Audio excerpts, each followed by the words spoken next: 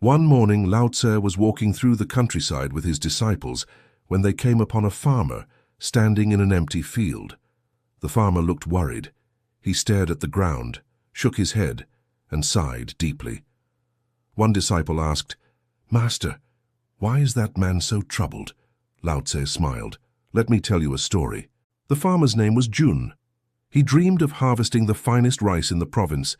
Every day he worked from sunrise until sunset. He watered the field, pulled weeds, and scattered fertilizer.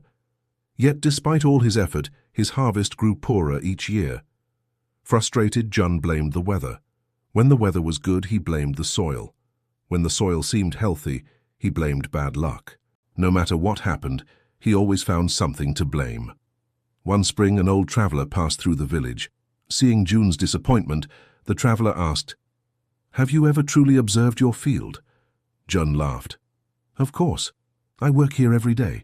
The traveler shook his head. Working and observing are not the same. The words lingered in Jun's mind. The next morning, instead of rushing to work, he sat quietly at the edge of the field. For the first time, he simply watched. He noticed water pooling in one corner while another section remained dry. He saw birds repeatedly landing near a patch of damaged plants. He discovered insects hidden beneath leaves. He observed that strong winds from the eastern hills bent young shoots every afternoon. Day after day, he continued watching. The more carefully he observed, the more clearly he understood the field. Gradually, he adjusted the irrigation channels, protected vulnerable plants, and solved problems before they spread. That autumn, his harvest was larger than any he had ever produced. The villagers praised his hard work, but Jun knew the truth.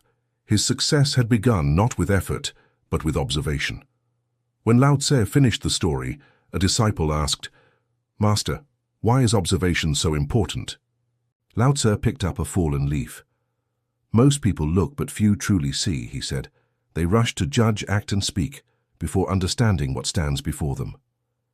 He released the leaf into the breeze. The wise person observes before acting, listens before speaking, and understands before judging. The disciples watched the leaf drift across the empty field.